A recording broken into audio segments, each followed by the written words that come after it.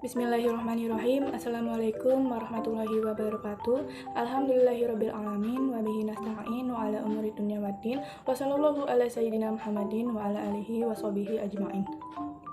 Sebelumnya, perkenalkan saya Salifani Adisti dari Perbankan Syariah Aceh. Semester 4 ingin sedikit mengulas kembali materi yang telah dipelajari. Adapun topik yang akan saya bahas pada kesempatan kali ini yaitu terkait pengaruh fintech bagi perbankan serta tren terkait fintech saat ini yang diampu oleh Bapak Anisul Fattah ME. Pertama-tama, saya akan bahas mengenai latar belakang fintech itu sendiri. Inovasi teknologi telah menjadi dasar transformasi industri jasa keuangan selama 50 tahun terakhir. Saat ini, banyak teknologi baru siap untuk mendorong gelombang berikutnya dari inovasi jasa keuangan WEF. Salah satu wujudnya adalah inovasi industri keuangan dalam bentuk finansial teknologi atau fintech. Industri fintech semakin meningkat di tengah revolusi digital 4.0 di seluruh dunia dengan menawarkan inovasi jasa seperti dalam industri perbankan dan lembaga keuangan yang sudah ada. Industri fintech muncul karena berbagai kendala perbankan dan lembaga keuangan tradisional yaitu terikat dengan aturan yang sangat ketat dan keterbatasan dalam melayani masyarakat di daerah tertentu. Selain itu, berubahnya preferensi masyarakat terhadap alternatif pembiayaan yang lebih demokratis, transparan, biaya yang efisien dan menjangkau masyarakat luas. Kemudian selanjutnya ada pengertian fintech. Finansial teknologi adalah teknologi keuangan yang mengacu pada solusi baru yang menunjukkan inovasi dalam pengembangan aplikasi, produk, atau model bisnis di industri jasa keuangan yang menggunakan teknologi. Berdasarkan pengertian di atas, dapat disimpulkan finansial teknologi atau fintech adalah suatu inovasi baru di jasa keuangan yang mengadaptasi perkembangan teknologi untuk mempermudah pelayanan keuangan dan sistem keuangan agar lebih efisien dan efektif. Finansial teknologi syariah atau fintech syariah adalah penyelenggaraan jasa keuangan berdasarkan prinsip syariah. Prinsip syariah yang dimaksud adalah aturan perjanjian berdasarkan hukum Islam tanpa adanya riba, gharar, masyir, tadlis, dan doror. Selanjutnya, ada aktivitas-aktivitas fintech dalam jasa layanan keuangan.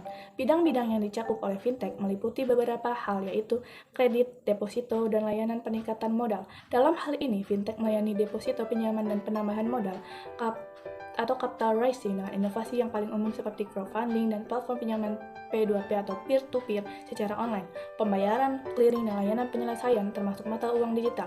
Dalam aktivitas ini, fintech berkaitan dengan pembayaran mobile yang dilakukan lembaga keuangan atau perbankan, dompet elektronik atau digital wallet, dan penggunaan buku besar terdistribusi untuk infrastruktur pembayaran. Tujuan berbagai model ini adalah untuk meningkatkan inklusi keuangan dan memastikan akses konsumen secara baik dalam sejumlah besar transaksi, transfer, dan penyelesaian antar lembaga keuangan. Jasa manajemen investasi termasuk perdagangan. Fintech juga menyediakan platform e-trading yang membantu konsumen secara mudah melakukan investasi secara langsung melalui jaringan komputer pada semua jenis aset melalui smart contract, robo-advice, berkaitan manajemen investasi dan portofolio. Lalu selanjutnya ada 3 fase perkembangan fintech. Fintech adalah perpaduan layanan keuangan industri perbankan dan lembaga keuangan dengan teknologi yang sudah berjalan lama. Menjelaskan 3 kurun waktu fintech, yaitu yang pertama ada fintech 1.0 dari tahun 1866 sampai 1967, ditandai dengan penemuan ATM dan teknologi telegraf yang menunjukkan transmisi informasi transaksi keuangan yang secara tepat. Kedua, fintech 2.0 dari tahun 1967 sampai 2008, didominasi oleh industri jasa keuangan tradisional yang mengenalkan pembaruan teknologi, sistem clearing, mesin ATM, dan layanan perbankan online. Lalu ketiga, fintech 3.0 2008 sampai sekarang, perusahaan teknologi mapan mulai memberikan produk dan layanan keuangan langsung ke bisnis dan masyarakat umum dalam satu perangkat teknologi mutakhir dengan platform online. Pengaruh fintech bagi perbankan syariah dibagi menjadi 2 aspek, yaitu positif dan negatif.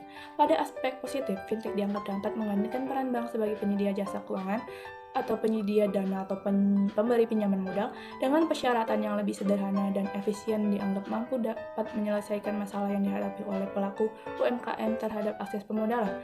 Lalu pengaruh fintech di Indonesia menunjukkan potensi bagi industri perbankan yang sudah mapan, baik perbankan konvensional maupun syariah, yang harus direspon secara cepat dalam berbagai aspek benefit, opportunity, cost, and risk. Sedangkan untuk aspek negatifnya, fintech berpotensi menimbulkan resiko. Resiko yang paling awal adalah resiko yang ditanggung konsumen seperti keamanan data, privacy, dan kepemilikan data, serta tata kelola data.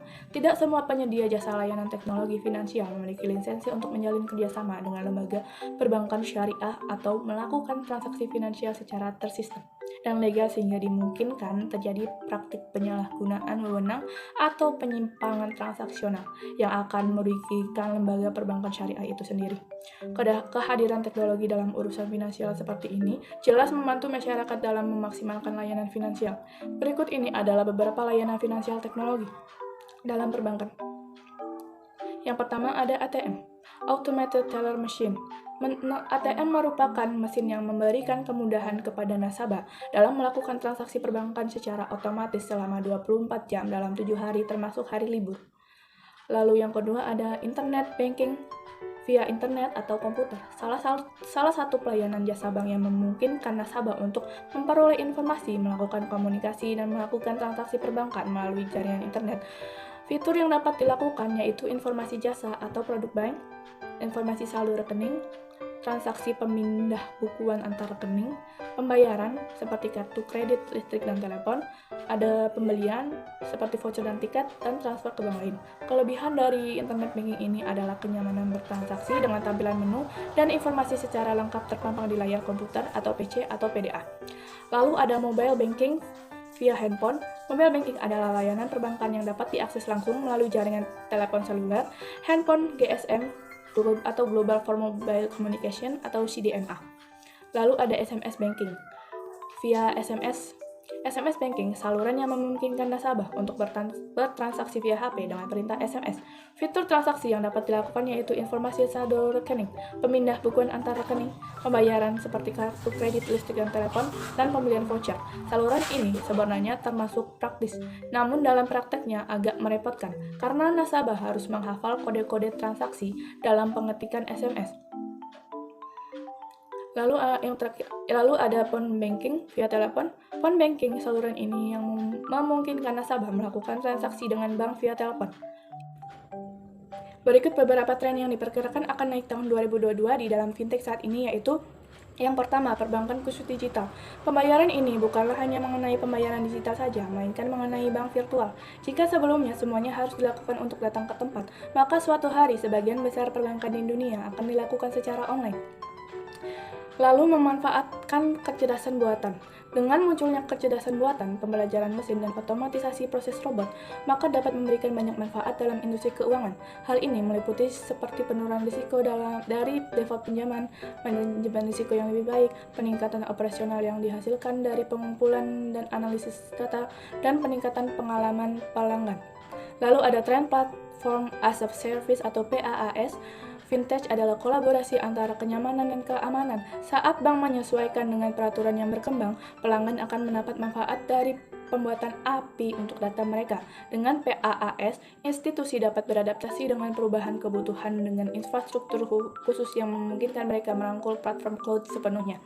Selain itu, maka layanan ini dapat menyediakan infrastruktur untuk melakukan tugas seperti kolaborasi tim, manajemen sumber daya, pemrosesan pembayaran, dan manajemen risiko kredit.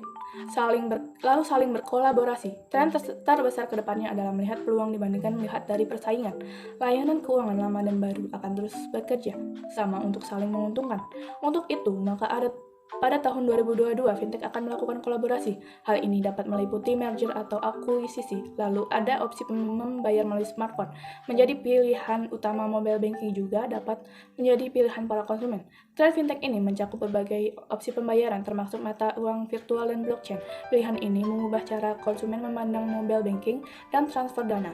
Hal ini dapat menjadi pertimbangan dan dilakukan untuk menarik dan mempertahankan pelanggan. Lalu ada potensi fintech payroll. Jika dahulu hanya berfokus pada pembayaran konsumen ke pedagang, maka tahun depan akan melihat opsi penggajian seperti gaji sesuai permintaan, uang muka gaji, penggajian kripto, dan setoran langsung awal menjadi arus utama. Sistem pembayaran nanti dengan meningkatkan popularitas berbelanja online, maka opsi pembayaran baru terjadi lebih cepat dibandingkan sebelumnya. Contohnya adalah para pembayar dapat mendapatkan kebutuhannya terlebihnya dahulu sebelum membeli. Sistem membayar yang ramping. Prediksi kedepannya adalah merampingkan seluruh proses keuangan bagi konsumen, sekaligus menciptakan efisiensi operasional untuk bisnis. Dengan ini, maka dapat menciptakan pengalaman bagi konsumen dengan mengirim dan menerima uang dalam waktu dekat tanpa harus mengorbankan pengalaman pengguna yang buruk. Lalu ada teknologi blockchain. Blockchain merupakan inovasi keuangan paling signifikan untuk transaksi digital karena manajemennya didistribusikan, yang berarti itu tidak dapat dikendalikan oleh individu, perusahaan, pemerintah, atau bank tertentu. Big data. Penyediaan fintech dan pelanggan menghasilkan sejumlah besar data yang dapat dikumpulkan untuk memberikan pandangan yang lebih komprehensif tentang status keuangan pelanggan. Untuk itu, maka mereka akan menggunakan big data untuk meningkatkan retensi pelanggan dan meningkatkan layanan. Perkembangan industri fintech yang semakin meningkat menawarkan berbagai inovasi layanan keuangan seperti dalam industri perbankan dan lembaga keuangan yang sudah ada. Peran dan fungsi industri fintech semakin penting dalam sektor keuangan karena nilai tambah yang diberikan terutama inovasi teknologi informasi sehingga perbankan syariah harus merespon dengan baik dari beberapa aspek. Dari aspek benefit diketahui bahwa faktor prioritas adalah hemat biaya operasional dan pemasaran melalui kolaborasi dengan fintech. Aspek opportunity antara lain bahwa fintech merupakan peluang mempromosikan perbankan syariah sebagai lembaga keuangan inklusif yang menyediakan layanan keuangan kepada masyarakat. Faktor prioritas dari aspek cost adalah infrastruktur pendukung fintech mengandung biaya tinggi sehingga diperlukan persiapan yang matang. Aspek pangsa pasar menjadi faktor risk serius bagi perbankan syariah. Tergerusnya pangsa pasar perbankan syariah oleh industri fintech menjadi ancaman serius apabila perbankan syariah mengabaikan strategi yang tepat.